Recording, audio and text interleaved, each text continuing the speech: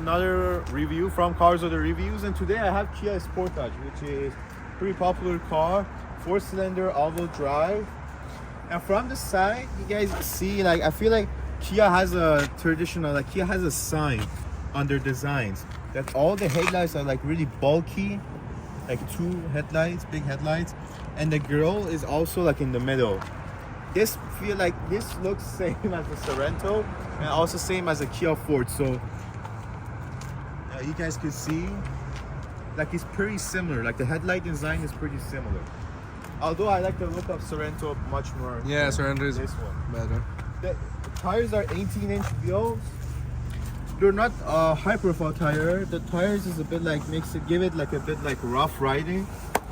And this car is all-wheel drive, so 90% of the power most of the time is at front, and 10% of the power is at the back.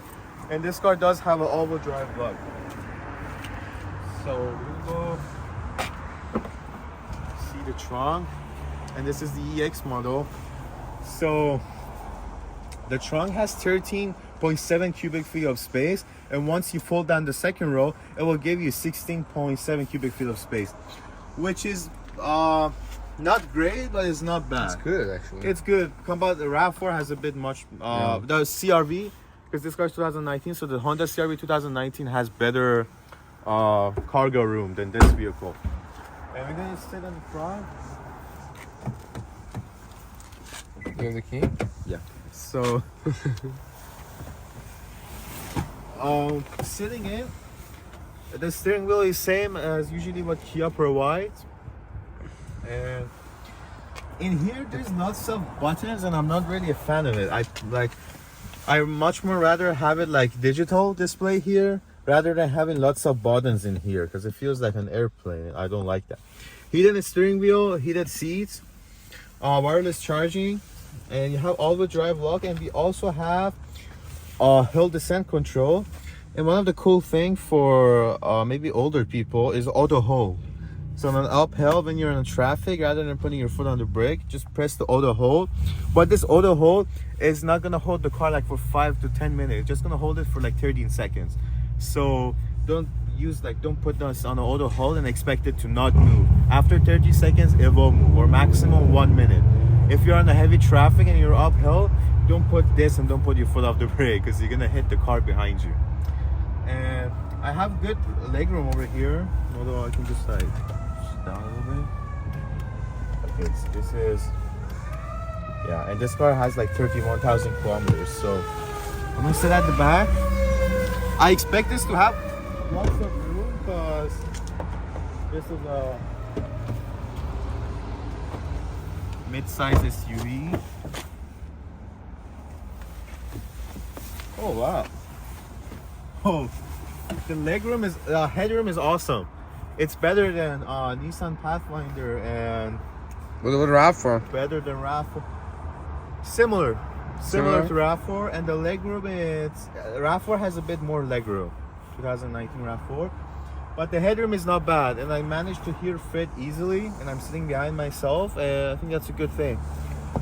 Materials, again, cheap. Kia usually are not good with their material, hard touch plastic. All right, let's go for the sales part. Hello guys, this is Kian, the finance manager from Cars Other Review. Today we have 2020 Kia Sportage with $35,000 price and 30,000 kilometers mileage. So for this car, you have to keep in mind that the interest rate is going to be reasonable. So financing is one of the good options that we have. And for the interest rate, many of you guys asked me, so how we can measure the interest rate for used car? So for the used car, interest rate depends on the mileage of the car and the year of the car.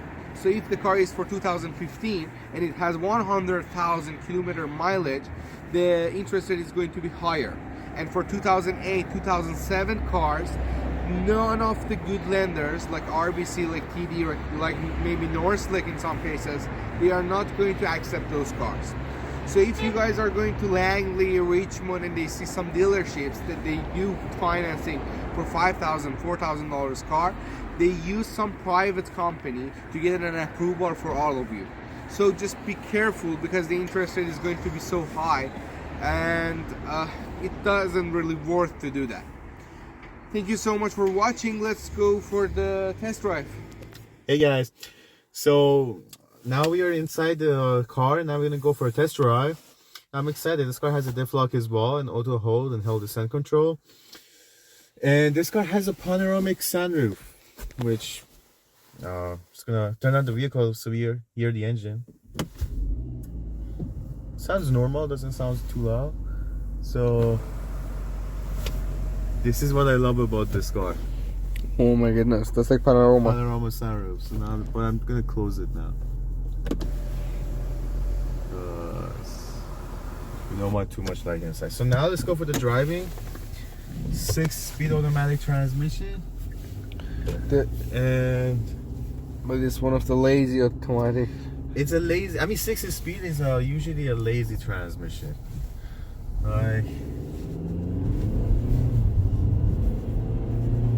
Yeah.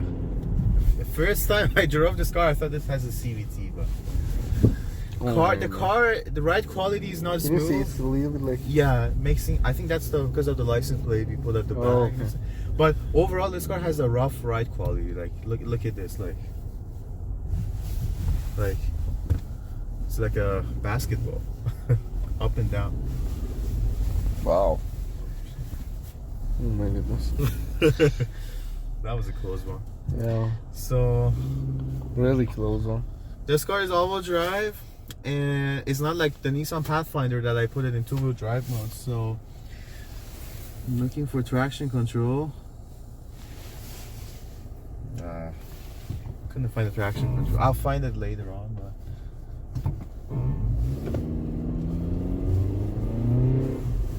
yeah. And on the top hills, this car is like hustling. Yeah, I don't like the 6-speed transmission, and I don't think it's a good paired up, because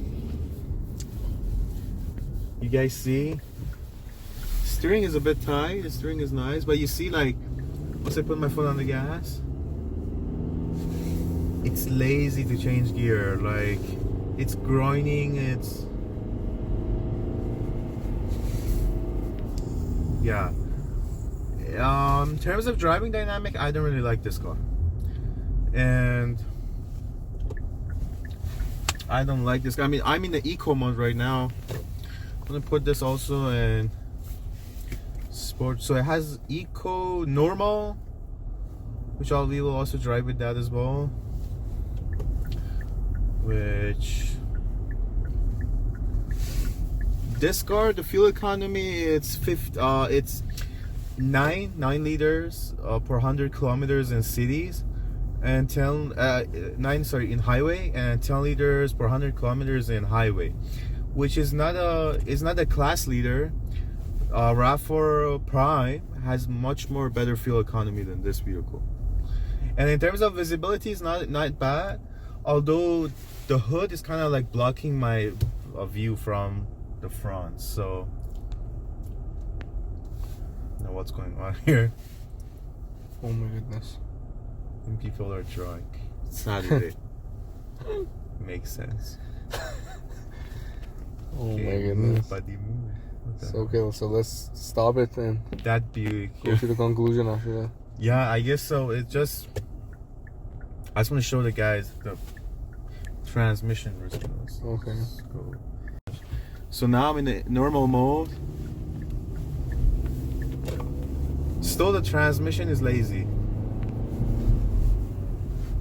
But if you guys want to drive this car, I would suggest leave it in normal mode. Don't leave it in eco mode, because when it's in the eco mode, the engine is really buzzy. But you know, I think even my Lexus IS250 6-speed yeah. transmission is faster than this. Yeah, like I'm in a normal mode right now.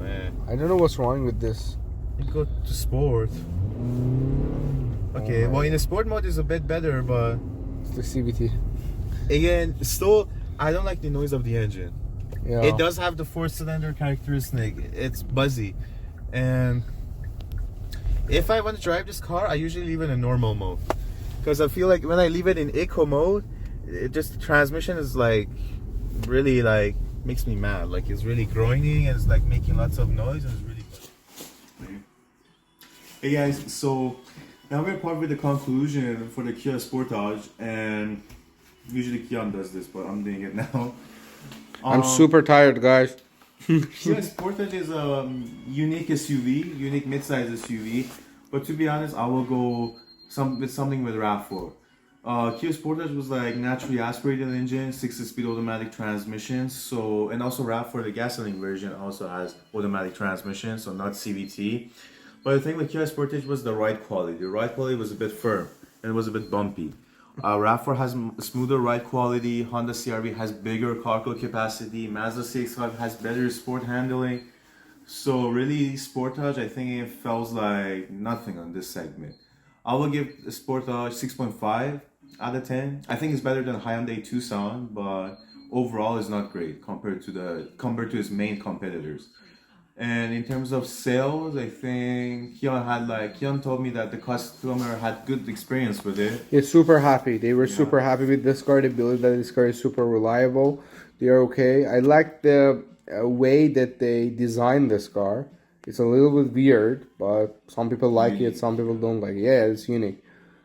And overall, I like this car. As you told them, I think RAV4 is the better option, because if you want to invest on some car, RAV4 is super high demand.